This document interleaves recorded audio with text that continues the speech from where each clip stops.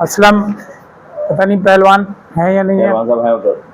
पहलवान तो नहीं है, पहलवान तो वैसे इकबाल साहब हैं। ये पहलवान तो नहीं है लेकिन दूसरी तरह के पहलवान। कुंवर साहब शहजाद, अरशद फकरी साहब, डॉक्टर मुफ्ती जावेद अनवर साहब जो हकीम भी हैं, आयशा साहिबा, फरजाना साहिबा, शाहीन साहिबा, अफसर साहब, वकील साहब, मकसूद साहब। आजकल ये दूसरे रोल में नज़र आते हैं, वैसे तो हमने इन्हें म्यूज़िक और शेर व शायरी की दुनिया में देखा है ज़्यादा। कासमी साहब का नाम मुस्तफ़ा कासमी साहब, चूड़ी बनाने वाले मुस्तफ़ा भाई नहीं, कासमी साहब के बेटे हैं मौलाना के। उनका अशफाक साहब, किसी का नाम छूट जाए तो माफ़ी। सादिक साहब,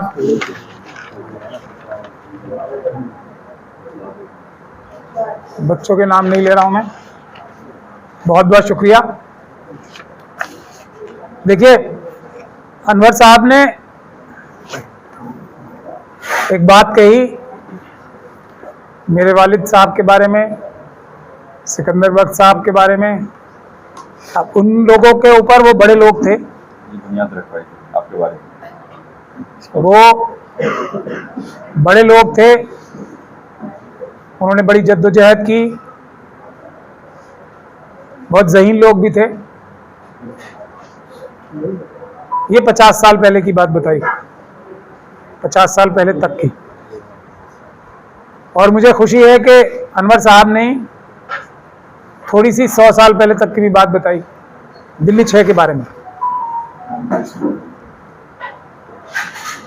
बस मेरे दिमाग में फितूर और जो फ़र्क है इन सब बड़े लोगों से, जो थोड़ा सा फ़र्क है, मैं थोड़ा और 100 नहीं 250 साल पहले की बात सोचता हूँ। यही बुनियादी फ़र्क है उन बड़े बड़े लोगों में और मुझ में। और हर आदमी को हक है अपनी बात आवाम के सामने रखने का, और आवाम को अपनी कारगुजारी से, अपनी अज़म से, अपनी मुसलसल कार्रवाइयों से उनको इस बात के लिए कन्विंस करने का कि जो बात वो शख्स कह रहा है उसको भी तवज्जो दी जाए। बहुत सारी प्रॉब्लम्स बताई, सभी ने बताई, गलियों की खराबी से लेके, गड्ढों से लेके, बात घूम फिर के हर चीज का हल जो घूम फिर के निकल के आया वो तालीम तक आया। लेकिन तालीम क्या है, तालीम का हम लोगों, जब हम तालीम लफ्ज का इस्तेमाल करते हैं तो हमारा किस तरफ इशारा होता है, वो बहुत अहम बात है। थोड़ा टाइम है ना आपके पास, थोड़ी सी 20-25 मिनट बात करना। सब लोग बाशऊर लोग हैं, ऐसे लोग हैं जो अपने अपने एरिया में और अपने अपने ग्रुप्स में भी, बिरादरी वगैरह का लफ्ज़ मैं इस्तेमाल कम ही करता हूँ, तो अपने अपने ग्रुप्स में भी, अपने अपने एरिया ऑफ इन्फ्लुएंस में भी बात रख सकते हैं और मेरी बात पहुंचा सकते हैं प्रेस के अलावा भी। तो बुनियादी बात यह, तालीम किस चीज़ का नाम है? इंग्लिश पढ़ने का, साइंस पढ़ने का, कॉमर्स पढ़ने का, आर्ट्स पढ़ने का, या लॉ पढ़ने का, या क्वांटम फिजिक्स पढ़ने का, आर्टिफिशियल इंटेलिजेंस पढ़ने का? मेरा ऐसा मानना है कि इन सभी चीज़ों का जवाब मेरे हिसाब से ना है। शऊर हासिल करना, अपने सारे माहौल का, अपने माशरे का, अपने सिस्टम का, जिस दुनिया में, जिन हालात में आप रह रहे हो, उसके बारे में सही इल्म हासिल करके, सही इंफॉर्मेशन हासिल करके अपने और अपने जो आप जिनको प्यार करते हो या जिनके लिए काम करना चाहते हो, और वो कोई भी हो सकते हैं, एज मुस्लिम रसूलुल्लाह का मज़हब जो हमें सिखाया हुआ है रसूलुल्लाह ने, उसके ऊपर चलने वाला, जैसे मैं अपने आप को मानता हूं, तो मेरा जो जिम्मेदारी रसूलुल्लाह ने अल्लाह के कलाम की बेसिस पे लगाई है, वो है जुल्म और जालिम के खिलाफ खड़े होके मजलूमों की हिफाजत करना। तो ये जो भी मैं काम करना चाहता हूँ, या जो भी इंसान वो काम करना चाहता है, अपने मकसद की तरफ तालीम का, इस शऊर का, पूरी दुनिया के एनवायरनमेंट का, अपने चारों तरफ के एनवायरनमेंट का को अंडरस्टैंड करके अपने जो स्पेशल स्किल्स बनाएं, चाहे वो कटिंग एंड टेलरिंग के लिए क्यों ना हो, चाहे वो खाना बनाने के लिए क्यों ना हो, चाहे वो कंप्यूटर साइंस के लिए क्यों ना हो, चाहे वो आउटर स्पेस के लिए क्यों ना हो, एवियोनिक्स के लिए क्यों ना हो, किसी भी तरह के लिए क्यों ना हो, उसका इस्तेमाल करके जो जिम्मेदारी वो समझता है उसके ऊपर अमल में लाके उस ग्रुप को क्या फ़ायदा पहुंचा सकता है या नहीं पहुंचा सकता है, ये मैं तालीम का मकसद समझता हूँ। MBBS करके, FRCS करके पैसे कमाने का मकसद अपने लिए और अपने घर वालों के लिए, अगर वो तालीम करने का मेरा एम एंड गोल है, तो मैं उसे तालीम नहीं समझता। ये तालीम का अंजाम किसी भी वक्त, देखिए इसमें प्रैक्टिकल एस्पेक्ट भी है, किसी भी वक्त अल शिफा है ना उसका नाम, जो हॉस्पिटल के बड़े बड़े डॉक्टर्स अभी पकड़े गए, मैंने तो खैर बहुत सारे डॉक्टर्स को झूठे जो आतंकवाद के मुकदमे लगाए गए हैं उनमें से छुड़ाया है, वो एक अलग बात है। अल-फलाह, सॉरी। तो 1 ही मिनट लगना है, बहुत अच्छे डॉक्टर और बहुत अच्छे हकीम साहब होने में और एक आतंकवादी होने में 1 ही मिनट लगना है। इससे बचने के लिए ये तालीम है, शऊर होना चाहिए। अगर वो डॉक्टर साहब FRCS करके ये बताएं कि जो 150 साल से जो साजिश चल रही है मॉडर्न मेडिसिन को बढ़ावा देने की और हिकमत को और आयुर्वेद को पीछे करने की, दरअसल असली हिकमत जो है वो है, ये नहीं है, तो FRCS करने की का शऊर मैं उसे मानूंगा। और उसके बाद अपने जो एरिया ऑफ इन्फ्लुएंस है उसमें उसको इम्प्लीमेंट करके मजबूती के साथ रीढ़ की हड्डी दिखाते हुए उस बात पे खड़े रहने को मैं तालीम मानता हूं। तो ये जो बड़े बड़े लोगों का आपने नाम लिया, ये क्योंकि इनमें से बहुत सारे लोगों से थोड़ा थोड़ा मेरा भी इंटरेक्शन रहा है, हालांकि मैं छोटा ही था, लेकिन फिर भी जो बचपन की यादें हैं मेरे दादा के टाइम पे ख़ास तौर पे, उनके उस तजुर्बे से मैं यही कह सकता हूं कि ये लोग बहुत ज़हीन लोग थे, बहुत मेहनती लोग थे। मुझसे तो ख़ास तौर कर रहे थे कि इनका होराइजन जो था ना, जो देखने की जो नज़र था, उनके हालात की वजह से कह लीजिए या जिस भी वजह से कह लीजिए, या पूरी दुनिया का माहौल ही ऐसा बना हुआ था उस वक्त, वो तालीम को इस चीज़ में महदूद कर ले गए कि तालीम का मतलब है BA, MA, MBBS करके बच्चे जो हैं अपने पैरों पे खड़े हों और एक एक करके अपने घर परिवार को सुधार लें और उसके अलावा कुछ खिदमत भी कर लें अपने चारों तरफ लोगों की मदद करने में। लेकिन ये जो लार्जर पिक्चर थी, जो उस टाइम भी थी और आज भी है, उसके ऊपर से उनकी नज़र कहीं ना कहीं हट गई। और ये सबसे बड़ी वजह है इस दिल्ली 6 की। अब मैं 250 साल पीछे जाना चाहता हूं। हम लोग हैं कौन? दिल्ली 6 में रहते कौन लोग थे जो पूरे मुल्क को एडमिनिस्टर करते थे, जो पूरे मुल्क को चलाते थे? हम उन लोगों के खानदानों से हैं। चाहे हम किसी भी ग्रुप या बिरादरी से आए, लेकिन हम वो शोबा, वो प्रोफेशन पूरे मुल्क में सिखाने वाले लोग, उसको फॉलो करने वाले लोग और पूरे मुल्क को चलाने वाले लोग थे। हमारा जो नजरिया रह गया है वो कहाँ रह गया? अभी ये तो बहुत, इन्हें तो मैं बहुत समझदार आदमी समझता हूँ, ये MLA जिताने पे जुटे हुए हैं। अब अगर ये अपनी हिस्ट्री देख लेंगे ना पीछे से, वहां तक नहीं 100 साल तक, उससे पहले की, तो आपका काम जो शायद मेरे अंदाजे से होगा वो ये रहा होगा कि जो बाहर के मुल्कों से हमला होना है हमारे भारत पे, उसकी दिफा कैसे करनी है, रेवेन्यू कैसे कलेक्ट करना है, पानी कैसे पहुंचाना है, कहीं कोई एडमिनिस्ट्रेटिव डिफिकल्टी तो नहीं रही, और जो हमारे मुल्क को असम और चाइना की तरफ कैसे फैलाना है। अब आप MLA जिताने पे जुट गए हो। माफी के साथ कह रहा हूं, बुरा मत मान, मगर इसको सोचो आप थोड़ा ठंडे दिमाग से। मैं थोड़ा इसीलिए मुझे बोलते हैं ना कि ये बेवकूफ़ी की बातें करते हैं। गली में जो महदूद कर दिया, अब अगर वो सबको हरा भी देगा उस गली में, तो उसका होराइजन उतना नहीं होगा। ये पुरानी दिल्ली की सबसे बड़ी प्रॉब्लम है कि हम लोगों का जो शऊर है वो बहुत बड़ा है और हमारा नज़रिया जो है वो महदूद हो गया गलियों में, गड्ढों में और ये महदूद तालीम में। ये थोड़ी बुराई है, लेकिन इसको थोड़ा सोचना पड़ेगा। हो सकता है ये मेरे खपती हो दिमाग की, लेकिन इसको आप सोचें। वरना ऐसी क्या वजह है जो छोटा सा इलाका पूरे मुल्क को चलाता था, आज वो इतना जमीन में धंस गया कि हमें हर आदमी हिकारत की नज़र से देख रहा है। दिल्ली 6 जब से मैंने होश संभाला है, कोई इज्जत से नहीं देखी जाती है। और अभी अनवर साहब ने बताया यहाँ तो तहजीब, मकसूद साहब ने अभी बताया यहाँ तो तहजीब सीखने आते थे बड़े बड़े आयात है, जिसको अगर हम थोड़ा सा ठंडे दिमाग से सोचेंगे तो हमारा कम से कम डायरेक्शन ठीक होगा। डायरेक्शन ठीक होगा तो आज नहीं तो कल हम मंजिल तक पहुंचेंगे। लेकिन अभी हमारा डायरेक्शन गलत।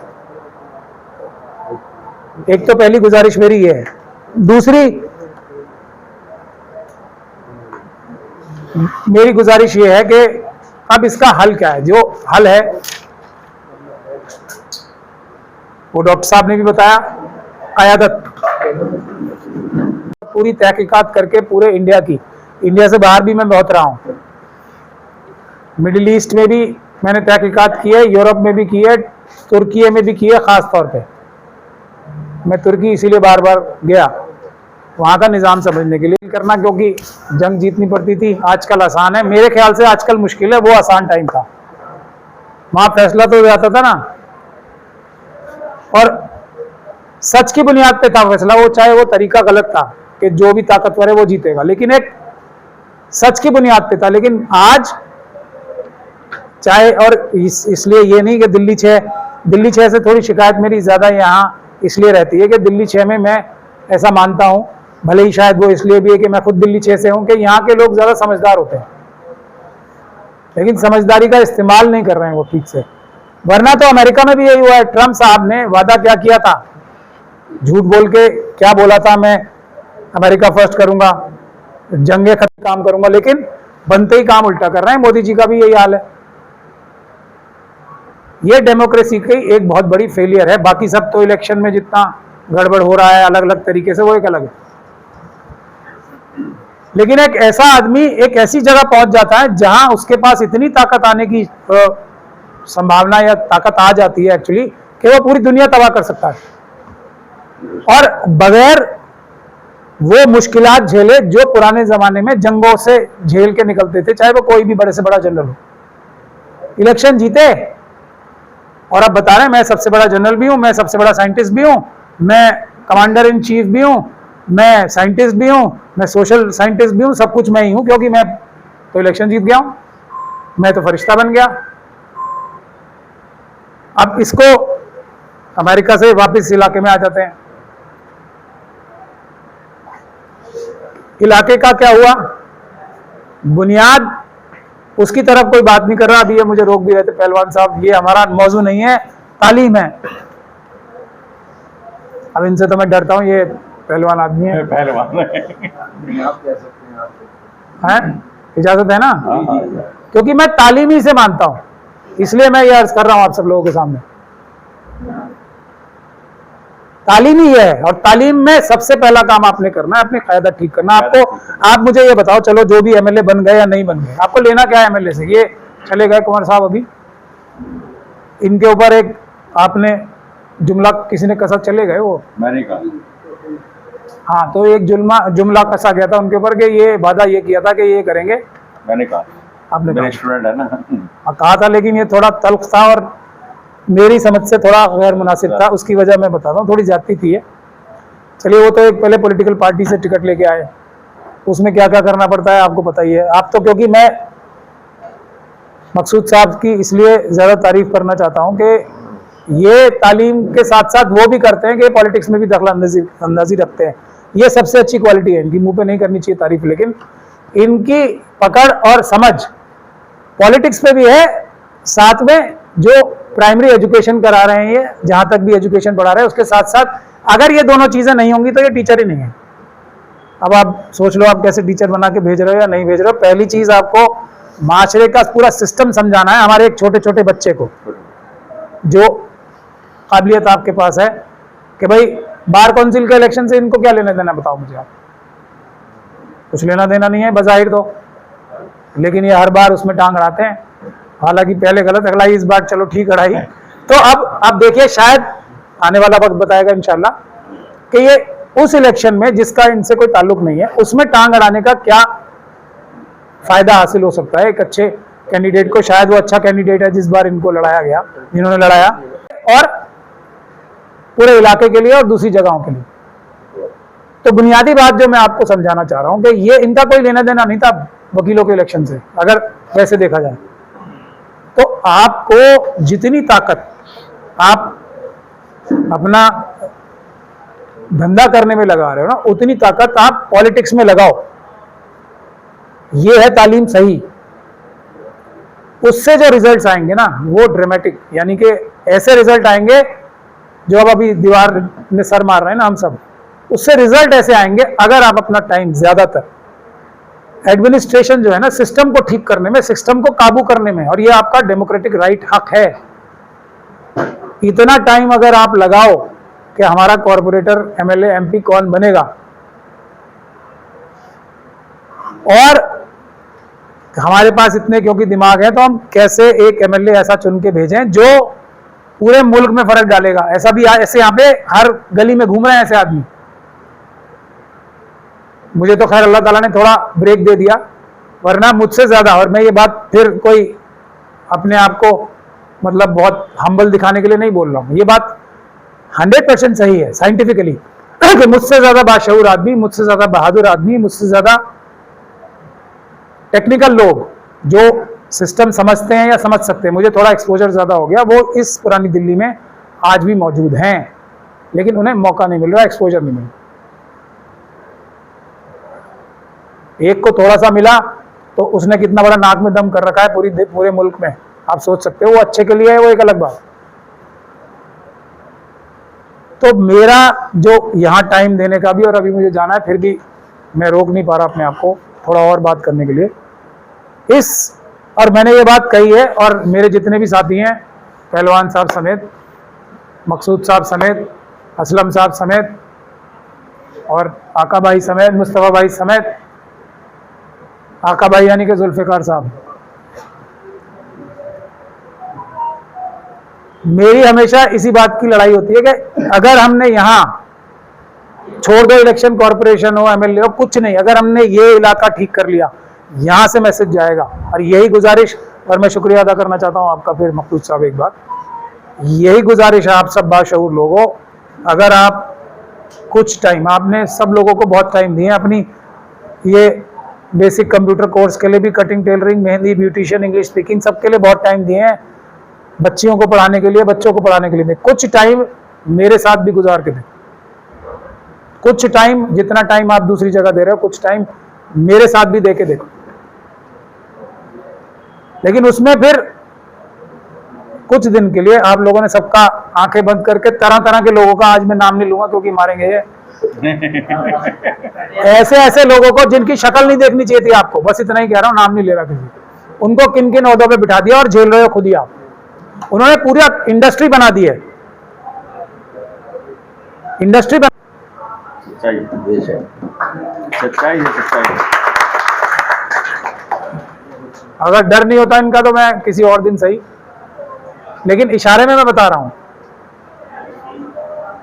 वो मतलब सबसे lowest of the low category के लोग होंगे यहाँ पे, जो आपके सर पे बैठे हुए हैं, सबसे ऊपर बिठा दिया आप लोगों ने, और वो इंडस्ट्री, 100% सच। और वो आके आपको ये बताएंगे, आपको कि यूं नहीं यूं करना चाहिए, आपको भी बताएंगे, इनको भी बताएंगे। मुझे तो 25 साल से बता ही रहे हैं। नहीं, मैं कह रहा हूं आपको, मतलब इससे ज्यादा बदकिस्मती क्या होगी कि वैसा आदमी इन्हें बताएगा, वैसा आदमी वो मकसूद साहब बैठे उनको रास्ता बताएगा। इंटरव्यू करना नहीं चाहिए, लेकिन यहाँ के विधायक ने मुझसे कहा कि अंसारी रोड पर, अब इनको मारो, अंसारी रोड पे पढ़ाओ मत रहा है, मारो।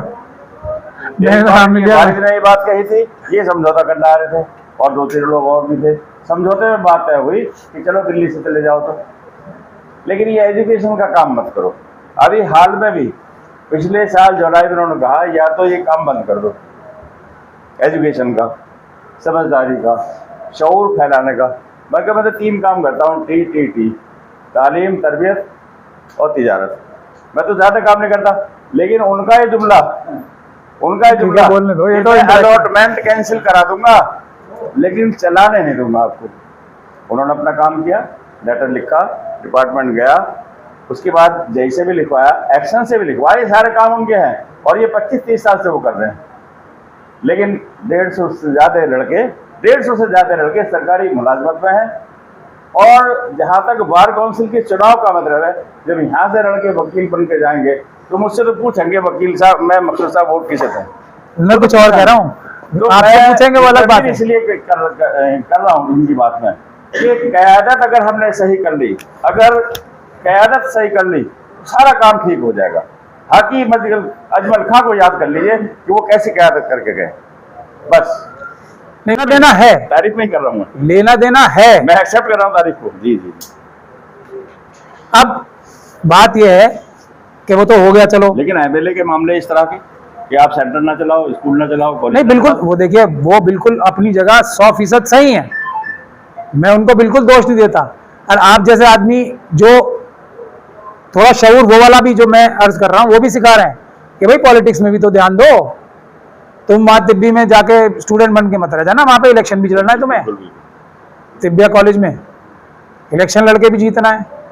अब आम आदमी तो कोई कहेगा ये देखो हमारे बच्चे को बिगाड़ रहे हैं, यही कहेगा, उसको पॉलिटिक्स में डाल रहे हैं। जैसे वो चोरी है, कोई चोरी तो हो ही गई है ना, क्योंकि चोर बना दिया आप लोगों ने, और बना के फिर हटाने के लिए कुछ नहीं कर रहे, तो आपको तो रोकेगा ना। आप तो उनकी जड़ों में मट्टा दे रहे हो, लोगों को बाशऊर बना रहे हो, तो आपसे ही ना करें वो ये काम तो फिर किससे करें। तो उनकी बात का बुरा नहीं मानना चाहिए, बुरा तो ये सब लोग, जो लोग बैठे हैं और जो इलाके के लोग हैं, उनसे मेरी अदावत है, उनसे कुछ नहीं है, बिल्कुल नहीं है। और यही बात मैं अपने सभी साथी यहाँ बैठे हैं, आप किसी से भी पूछ सकते हो। अगर मैं गुस्सा करता हूं तो इसी बात पे करता हूं। क्यों जी मुस्तफा जी? और सब लोगों ने बार बार मुझे धोखा दिया, वादे कर करके धोखा दिया। ऐसा ही हुआ है। बैठे हैं अभी जो अभी मुझे बॉडी दिखा रहे हैं अपनी, पूछ लो आप सबसे।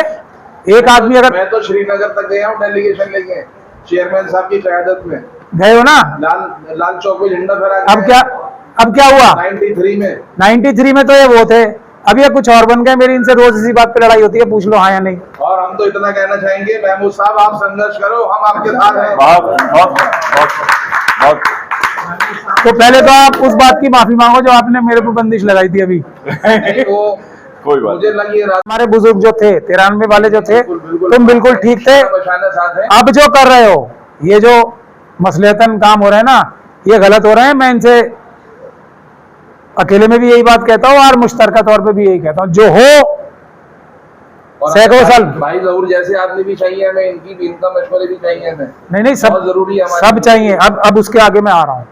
जो हो पहले तो वो बनो। आप हो तो शेर, गीदड़ की खाल पहन के ना आप गीदड़ बन पाओगे ना शेर रह पाओगे। बहुत गीदड़ की खाल जो है यहाँ के लोगों को नहीं भाएगी, आपका बेड़ा ही गर्क होगा जो हो रहा है। इकबाल साहब तो किंग मेकर कहलाते हैं। मैं जानता हूँ ये क्या है क्या नहीं है, वो मुझे मालूम है, लेकिन जो ये हैं, ये वो चोला उतार के ये वो बनना चाह रहे हैं जो ये है नहीं। यही मैं इनसे अकेले में भी कहता हूँ और मैं फिर वही कह रहा हूँ कि मैं जो हूँ, अब मैं थोड़ा पढ़ लिख गया तो, लेकिन हूँ तो मैं वही मुआशरे से अब नहीं, आप वही हूँ। मान ले आए हैं, जैसा आप कहेंगे इंशाल्लाह हम वो करेंगे। बस बहुत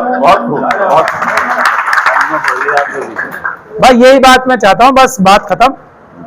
अब आगे ये है कि अब जो है आगे आप टाइम दीजिए। आपने सब लोगों को टाइम दिया, मुझे भी टाइम दें, और टाइम दे तो फिर मुसलसल दें, और फर्क इंशाल्लाह ताला देंगे। मेरे पास पूरा प्लान है। ये दिल्ली 6 पूरे देश को बचाएगी। आज हमारा देश बहुत बड़े खतरे में है, बहुत बड़े खतरे में है। मैं थोड़ा ज्यादा नजदीक से देख रहा हूं इसलिए। और अगर आप लोग नहीं बचाओगे, अंग्रेजों ने कोशिश की थी ये दिल्ली से हटा के राजधानी कलकत्ता ले जाने में।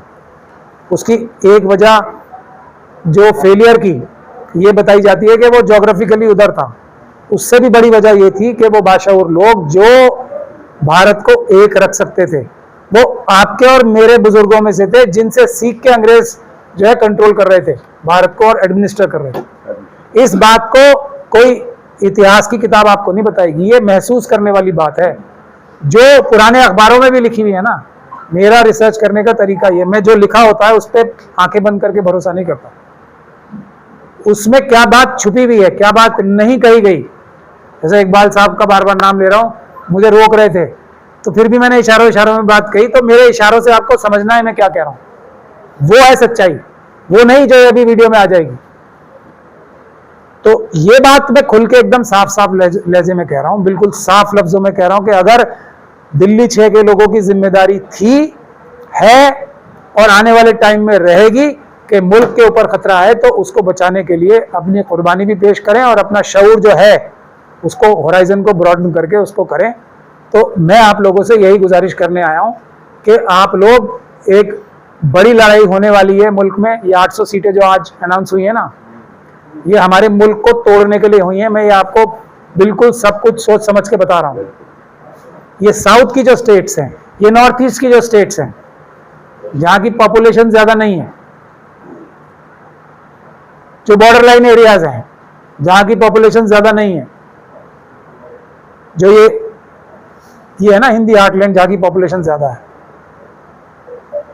ये उनको इतनी ज्यादा सीटें मिल जाएंगी कि साउथ के लोग और दूसरे जो बॉर्डर लाइन एरियाज के लोग हैं वो सेटिस्फाई नहीं हो जाएंगे। वो बहुत ज्यादा दुखी हो जाएंगे कि हमारी तो आवाज ही खत्म हो गई। अभी फिर भी कुछ बैलेंस है, सकते हैं किसी के प्रधानमंत्री बनने में, किसी सरकार बनने में, अपनी बात भी मनवाने में। उनको ये बहुत बड़ा खतरा महसूस कराने के लिए ये 800 सीटें हुई हैं। कोई महिलाओं को बराबरी देने के लिए नहीं हुई है, महिलाओं की रिजर्वेशन के लिए नहीं हुई। ये बात बहुत सारे लोग नहीं बोलेंगे, बोलेंगे भी तो जबान चबा चबा के बोलेंगे। मैं ये बात साफ तौर पे बोल रहा हूं और आज इसीलिए भी बोल रहा हूं कि मैं दिल्ली 6 में बैठा हूं, हम लोगों की जिम्मेदारी है कि एक बड़ा आंदोलन होगा, उसके लिए सबसे अच्छी जगह, सबसे बेहतरीन जगह यही है, यही जामा मस्जिद है, यहीं से आंदोलन हुए थे और आपने 5 साल पहले भी देखे होंगे, मैं ज्यादा नहीं बोल रहा हूं अभी, यहीं से होगा।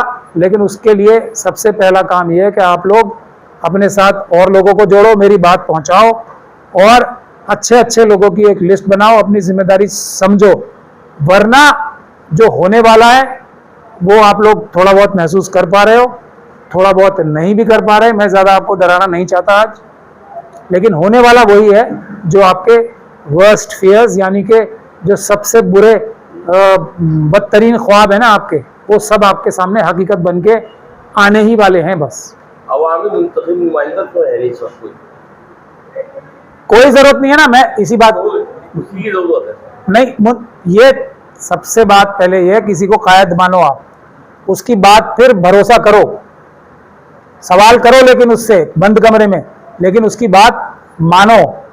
ये एमपी एमएलए, मैं आपको, कितने लोगों ने मेरी वीडियो देखी, आप भी शायद देखते होंगे, मैं तो बताऊं ये नौकर हैं आपके, इनकी कोई वैल्यू और औकात नहीं है। आप लोग अगर अपनी ताकत पहचान लो, कोई एमएलए बन जाए क्या कर लेगा हमारा, कर क्या लेगा बताओ आप मुझे, और कौन सा आपका काम पड़ जाता है एमपी एमएलए से या कॉर्पोरेटर से। यही पहली बुनियाद है, सलाम करना बंद कर दो, जो भी आते हैं ना और ऐसे हो जाते हैं देखते ही, ये बंद कर दो, देखो क्या होगा, ऐसे रिजल्ट आएंगे। कोई काम हुआ किसी का, काम तो मैं देख ही रहा हूं, मैं भी आया हूं भी पैदल चल के। तो ये बुनियादी बात है, काम के लिए तो फिर ये आप लोग काफी हो ना। कोई काम जो एमएलए, क्या जो चीफ मिनिस्टर नहीं करा सकेगा, आप लोग तंजीम बना लो वो काम, कोई भी काम हो तंजीम आप बना लो। तो जब अच्छा रास्ता मौजूद है, बावकार रास्ता मौजूद है, बाइज्जत रास्ता मौजूद है, तो क्यों एमएलए साहब जरा ये साइन कर दो। एमएलए साहब इसीलिए हैं कि जो सरकारी अफसर हैं, जो सिस्टम बाबा साहब ने बनाया हुआ है, जो सरकारी अफसर जिन्हें वो काम करना ही है, जिनकी ड्यूटी है, सिर्फ इसलिए हैं एमपी एमएलए कि वो पब्लिक से चुन के आते हैं, आप लोगों की आवाज है, तो वो उनकी निगरानी कर सके, इससे ज्यादा कोई उनकी काम नहीं है। वो बैठे हैं गवर्नमेंट ऑफिसर, वो हम सिखाएंगे।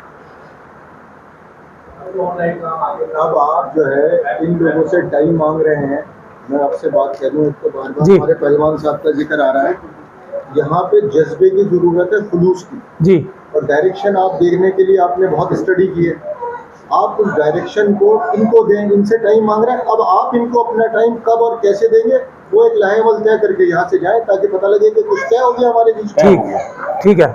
अभी मैं फिर वापस आ जाता हूँ जो कुंवर साहब के लिए बोली थी बात।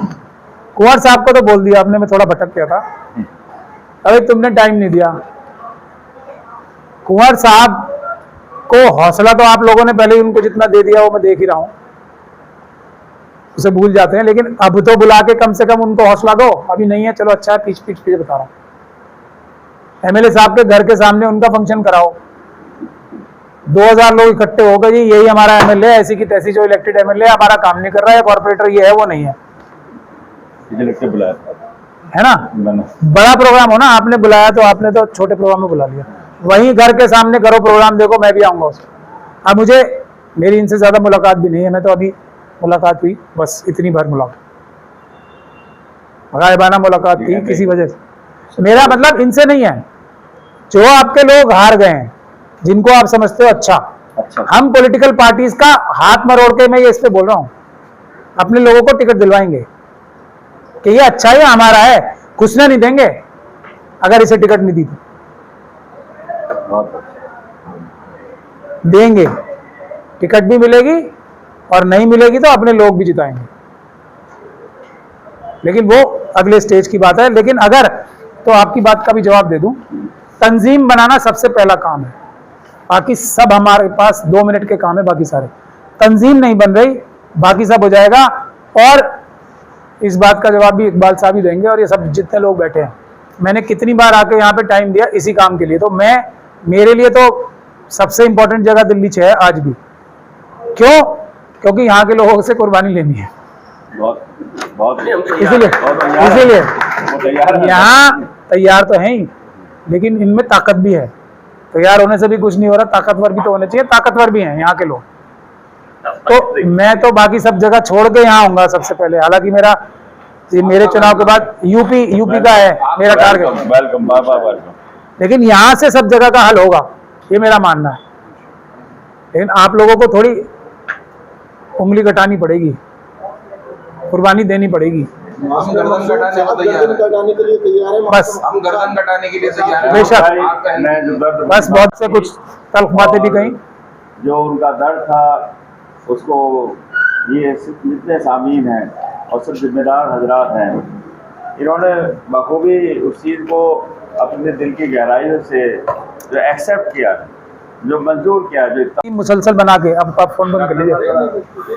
हाँ फोन मरीज हम सब मरीज हैं। हाँ तो ये दुखे हुए दिल की नहीं, मैं अच्छा काम करा, आपने सुना, मैं तो ये मजाकिया बोल रहा हूँ इसलिए मैं चुप हो गया, लेकिन आपका वेट ही कर रहा था। तो मैं हर हफ्ते आने के लिए तैयार हूँ, बहुत खूब। लेकिन एक गाना है ना, वो आप ही में से कोई गा देगा? कौन गाएगा वो बताएंगे, बैठा रहे बराबर में आपके। मुस्तफा भाई अरे जो एक जामिया बात में बताया आया है, जो तुमको हो पसंद।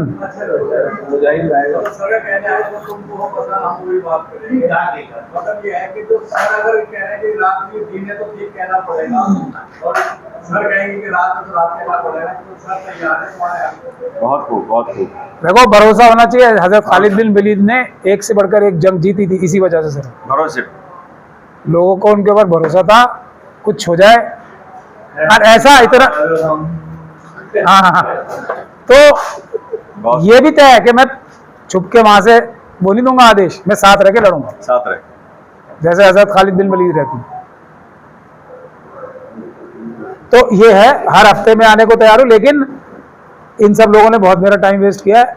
अब कम से कम एक अल्लाह ताला थोड़ी पोस्ट भी दे देगा, ताकत भी और दे देगा। हालांकि छोटी पोस्ट है, लेकिन लोगों को मुझसे बहुत ज़्यादा उम्मीदें हैं। मैं उसके उन उम्मीदों के तले थोड़ा दबा हुआ भी हूँ, लेकिन मैं वादा कर रहा हूँ कि मैं कुछ ना कुछ नहीं, कुछ ना कुछ से बहुत ज़्यादा इंशाल्लाह इस छोटी पोस्ट से भी करके दिखाऊंगा।